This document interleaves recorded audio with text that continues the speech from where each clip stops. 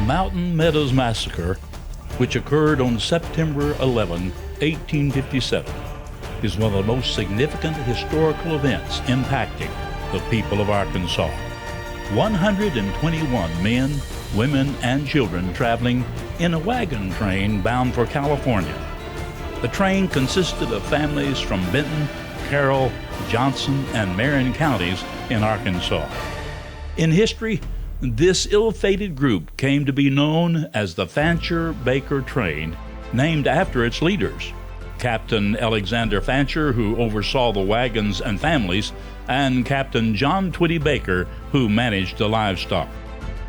Before the Oklahoma City bombing, the Mountain Meadows Massacre stood as the largest act of domestic terrorism on American soil. To this day, the event remains a painful and unresolved chapter for the thousands of descendants of its victims.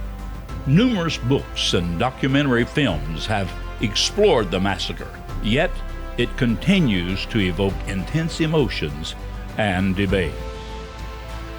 The early 1850s were a time of prosperity in Arkansas, but the Panic of 1857 brought hardship to many families in the Ozarks.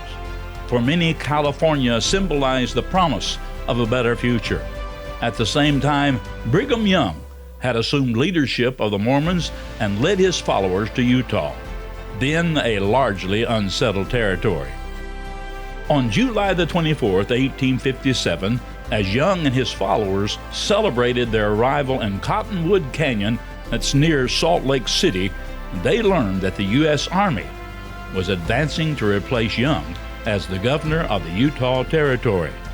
This picnic took place just a week before the Fancher-Baker train reached Salt Lake City.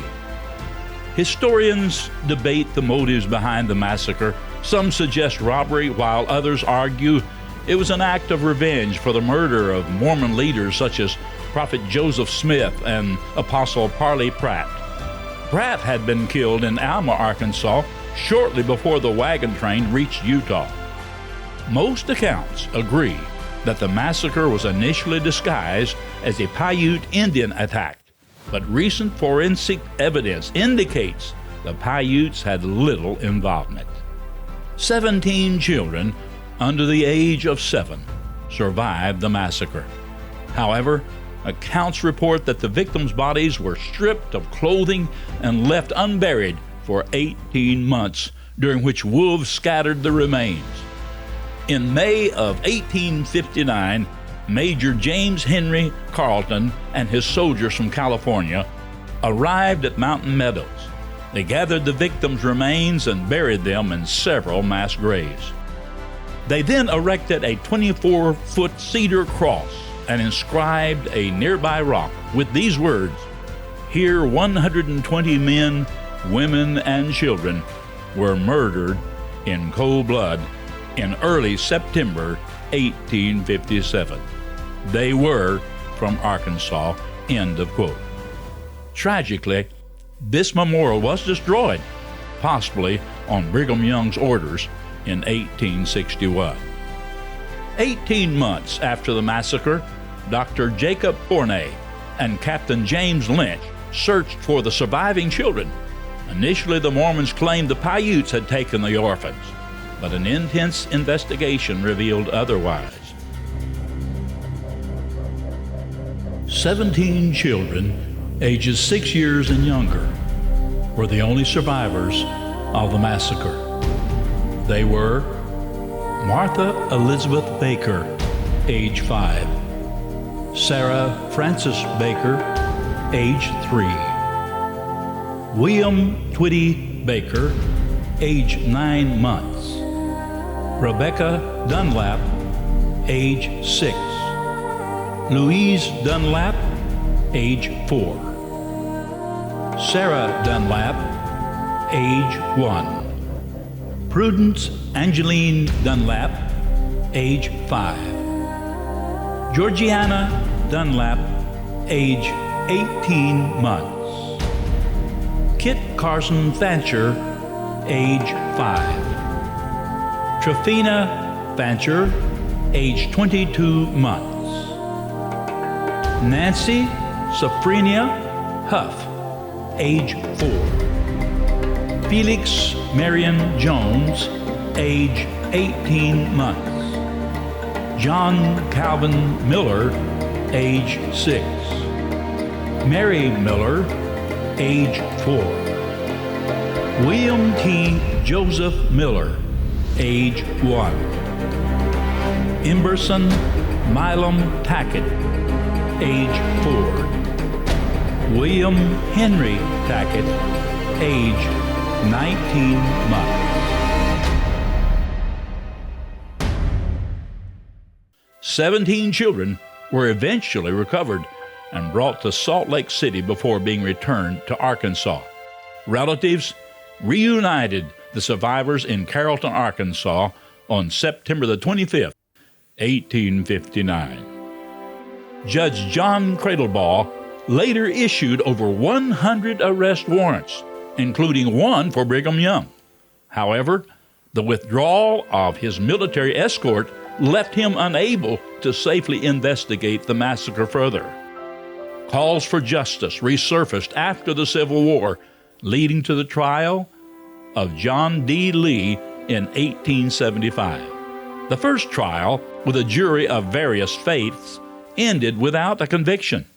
But a second trial, this time with an all-Mormon jury, resulted in Lee's conviction. He was then sentenced to death and executed by firing squad at Mountain Meadows in 1877. This is 20 years after the massacre. Lee remains the only individual held accountable for the atrocity. Today, memorials in Harrison, Arkansas and Mountain Meadows honor these victims.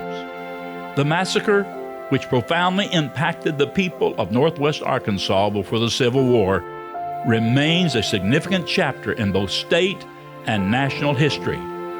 Unfortunately, this event was obscured by the Civil War and over 150 years of cover-up.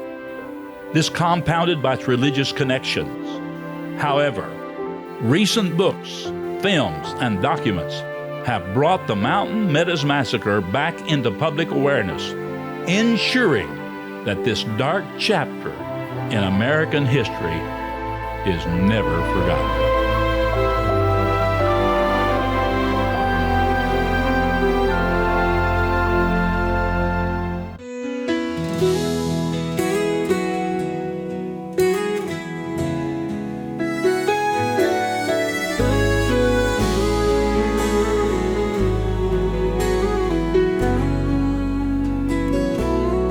I am the rock since the foundation of the earth. I have felt the wind's breath, the sun's warmth, the rain's strength, the grass's growth. I am the rock that cries out. I felt innocent blood fall on me, September 1857. Felt the tears of children and footprints of the murderers. Innocent footprints were moved in 1859, covering broken flesh, lost their future. I am the rock that cries out. I'm the rock holding up that cedar cross, the rock thrown aside by Brigham Young in 1861. I've not found rest to heal all I have witnessed, and the blood stain of innocence from Arkansas needs to be put in place after 150 years of unrest. I am the rock that cries out.